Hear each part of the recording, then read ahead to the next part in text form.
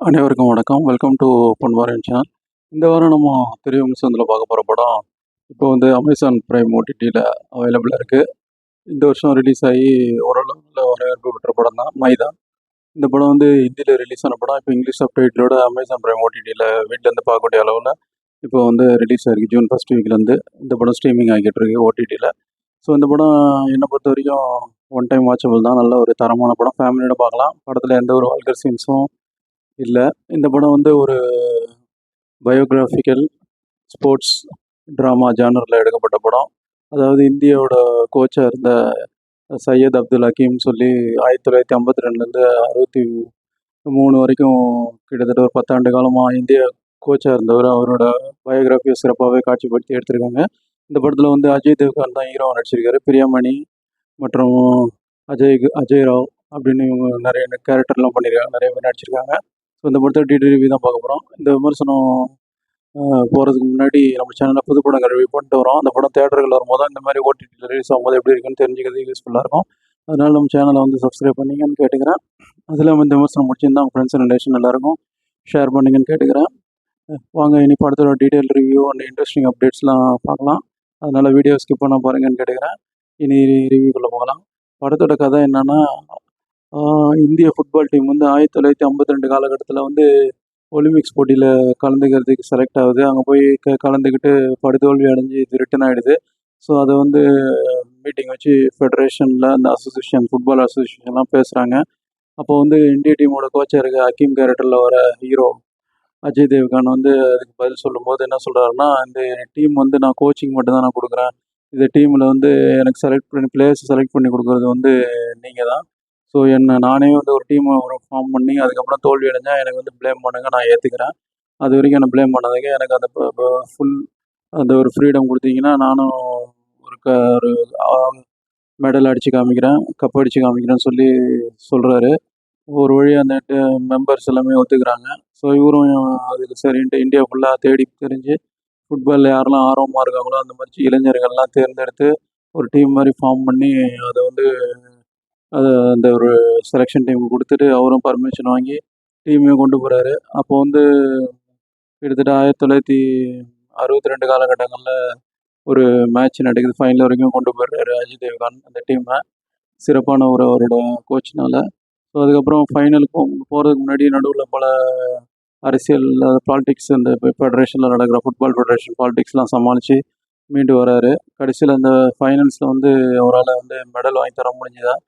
அப்புறம் என்ன நடந்ததுன்றது எதிர்பார்த்து ட்விஸ்ட் அண்ட் டர்ன்ஸோட சொல்கிறது தான் பேலன்ஸான மிச்ச கதை. இனி படத்தில் ப்ளஸ் மைனஸ் பார்க்கலாம். ப்ளஸ்ன்னு பார்த்தா இது வந்து ஃபுட்பால் மேட்ச்சை நம்ம லைவாக நேரில் வந்து பார்த்தா எப்படி இருக்குன்னு காட்சிப்படுத்தியிருக்காங்க. சிறப்பாக இருக்குது. இந்திய படங்களில் இதான் முதல் முறை. ஏன்னா நம்மளே அந்த கிரவுண்டுக்குள்ளே போய் உட்காந்து மேட்ச் பார்த்தா மாதிரி அந்த ஃபுட்பால் டீம் பிளேயர்ஸோட நம்மளே போய் பூந்து விளையாடின மாதிரி அந்த ஒரு சிறப்பான ஒரு காட்சிப்படுத்தியிருக்காங்க. அந்த ஒரு VFX, SFX, camera and editing டீமுக்கு நம்ம பாராட்டுகளை தெரிவிச்சுக்கலாம். சிறப்பான முறையில் நல்ல டெக்னிக்கலி சவுண்டாகவே பண்ணியிருக்காங்க. அதில் படத்தில் எதாவது காஸ்டிங் அருமையாக இருக்குது. அஜய் தேவ்கான் அவர் ஷட்லாம் நடிப்பு நடிச்சிருக்காரு. ஒரு ஒரு நல்ல ஒரு மெச்சூரான நடிப்பு இந்த படத்தில். ரொம்ப வருஷமாக ஃபீல்டில் இருக்கார். மிக இல்லாத நடிப்பை வெளிப்படுத்தியிருக்காரு. அவரோட கேரியரில் பெஸ்ட் படம் சொல்லலாம். ஃபெடரேஷனை எதிர்த்து போராடுறது, அவங்க ஃபெடரேஷன் வந்து கொடுக்குற பிரச்சனையும் தாங்கிக்கிட்டு அவருக்கு இன்டர்வலுக்கு அப்புறம் அவருக்கு உடம்பு ரொம்ப முடியாமல் போயிடுற மாதிரி ஒரு நோய் வந்துருக்கும். அதையும் மீறி டீமை வந்து எல்லா பிரச்சனையும் சமாளித்து ஃபைனல் வரைக்கும் கொண்டு வரதுக்கு முயற்சி பண்ணி ரொம்ப போராடுறதுன்னு அவரோட நடிப்பு நல்லா ஷட்டிலாகவே சிறப்பாகவே பண்ணியிருக்காரு. இது வந்து அப்துல் ஹக்கீம்ன்றவர் தான் கோச். அவரோட உண்மையான பயோகிராஃபி அதை நல்லா உள்வாங்கி நடிச்சிருக்காரு. அது சிறப்பாகவே கொண்டு வந்திருக்குது. நம்ம நடிச்சிருக்கிறதுக்கு பாராட்டுகள் தெரிவிச்சுக்கலாம் அஜய் தேவ்கானுக்கு. அது இல்லாமல் அவர் ஒய்ஃபாக வர பிரியாமணி அவங்களும் கேரக்டர் வந்து ஜஸ்டிஃபை பண்ணியிருக்காங்க. சிறப்பான ஒரு நடிப்பு. 2 குழந்தைங்க அம்மா கேரக்டரில் கொஞ்சம் மெச்சூர்டான கேரக்டர் அவங்களும் ஜஸ்டிஃபை பண்ணி சிறப்பாகவே நடிச்சிருக்காங்க. அதுவும் கிளைமேக்ஸ் முன்னாடி ஒரு சீன்லாம் நல்லா நடிச்சிருக்காங்க. படமாக இருக்கவங்களே தெரியும்.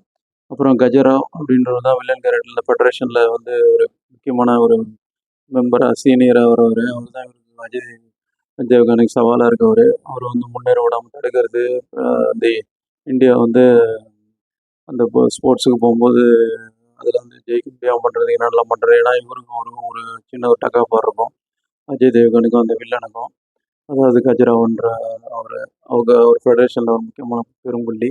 ஸோ அதை வச்சு அவர் பழி வாங்கிறதுக்கு முயற்சிப்பார். இவர் அதுலேருந்து தான் மீண்டு வெளியில் வந்து போராடுற சீன் நல்லாயிருக்கும். ஸோ வில்லன் கேரக்டர் நல்லாவே எழுதி ஜஸ்டிஃபை பண்ணியிருக்காங்க. சிறப்பாகவே இருக்குது. படத்தில் எல்லா கேரக்டரும் சிறு கேரக்டர் சிறப்பாக பண்ணியிருக்காங்க.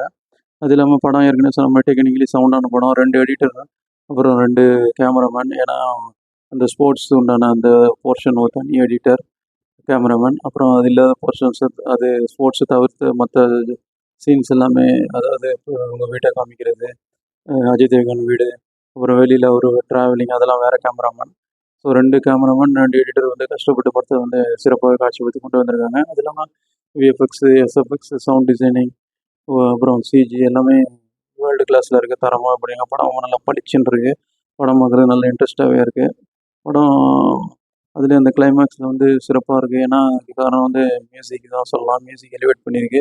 ஆஸ்கர் நாயகன் இசைப்பு ஏஆர் ரஹ்மான் தான் மியூசிக் பண்ணியிருக்காரு. சிறப்பாகவே பண்ணியிருக்காரு. பிஜிஎம்லாம் வேறு லெவலில் இருக்குது. தெரிய விட்டுருக்காரு. அதுலேயும் குறிப்பாக கிளைமேக்ஸ்க்கு முன்னாடி ஒரு பாட்டு அவரே ஓன் வாய்ஸில் பாடியிருக்காரு. நல்லா கூஸ் பம்ப்ஸாக இருக்குது. அவருக்கு நம்ம பாராட்டுகளை தெரிவிச்சோம் ஏஆர் ரஹ்மான் அவர்களுக்கு. இப்போ படம் ஆகும் மைனஸ் இல்லைன்னா சின்ன சின்ன விஷயங்கள் தான். படம் வந்து 3 மணி நேரம் ஓடுது. ஒரு 1/2 மணி நேரம் ட்ரிம் பண்ணியிருக்கலான்னு தோணுது என்னால். ஏன்னா திரும்ப திரும்ப அதே ஃபுட்பாலை பற்றியான விஷயங்கள் தான் வருது. ஒரு 1/2 மணி நேரம் ட்ரிம் பண்ணி இன்னும் கொஞ்சம் கிறிஸ்பாக கொண்டு போயிருந்தால் நல்லா இருந்திருக்குன்னு பார்க்கப்படுது. அது இல்லாமல் வில்லன் கேரக்டர் வந்து ஒரு ஸ்போர்ட்ஸ் படங்களுக்கே உண்டான அந்த ஒரு கோச்சுக்கு ப்ரெஷர் கொடுக்குறது, பாலிடிக்ஸ் பண்ணுறதுன்னு கொண்டு கொண்டு போயிருக்காங்க. அது கொஞ்சம் இன்னும் கொஞ்சம் நல்லா கவனிச்சு வேறு மாதிரி சிறப்பாக எழுதியிருந்தால் நல்லா இருந்திருக்கும். அது இல்லாமல் சினிமாட்டிக் லிபர்ட்டி எடுத்துகிட்டு பண்ண மாதிரி சில காட்சிகள் வர மாதிரி அஜய் தேவ்கன் எமோஷன்ஸும் நல்ல ஒரு காட்சிப்படுத்தினா நல்லா இருந்திருக்கும். இது என்னதான் பயோகிராஃபி இருந்தாலும் இன்னும் கொஞ்சம் அவருடைய எமோஷன்ஸை நல்லா பண்ணியிருந்தா நமக்கு கனெக்ட் ஆகிருக்கும். இப்பயும் ஓகே தான். அது பண்ணியிருந்தா இன்னும் சிறப்பாக வேறு லெவலுக்கு வந்திருக்கும்னு என்னால் பார்க்கப்படுது. மொத்தத்தில் இந்த படம் எப்படி இருக்குன்னா, ஃபேமிலியோடு பார்க்கலாம். அந்த படத்தில் எந்த ஒரு அடல்ட் சீன்ஸு, வல்கர் சீன்ஸ் எதுவுமே இல்லை. ஸோ வீட்டிலேருந்து பார்க்கக்கூடிய அளவில் அமேசான் பிரைம் ஓடிடியில் இப்போ அவைலபிளாக இருக்குது. ஸ்ட்ரீமிங் ஆகிட்டு இருக்குது. ஹிந்தி வெர்ஷன் தான் இருக்குது. அது இங்கிலீஷ் சப்டைட்டில் பார்த்தாலே புரியும். அது இல்லாமல் தமிழ் டப்பிங்கும் கூடிய விரைவில் வரும்னு நினைக்கிறேன். தமிழ் டப்பிங் ரொம்ப நல்லா கொண்டாடப்படும்ன்றது என்னோட அபிப்பிராயம். இந்த படம் வந்து பாக்ஸ் ஆஃபீஸில் பெரிய அளவில் வந்து ஹிட் ஆகலை. ஒரு கலெக்ஷன் வைஸ் நல்ல ஒரு அடி வாங்கின படம். பெரிய டிசாஸ்டர் கலெக்ஷன்ஸ் தான். கிட்டத்தட்ட ஒரு 200 கோடி கிட்ட நஷ்டமான படம்னு கணக்கு சொல்லுது. அந்த செய்திகள்லாம் சொல்லுது. அது எப்படி இருந்தாலும் படம் வந்து நல்ல ஒரு மேக்கிங்கு. வருங்காலங்களில் கண்டிப்பாக இந்த படம் கொண்டாடப்படும்ன்றது உறுதி.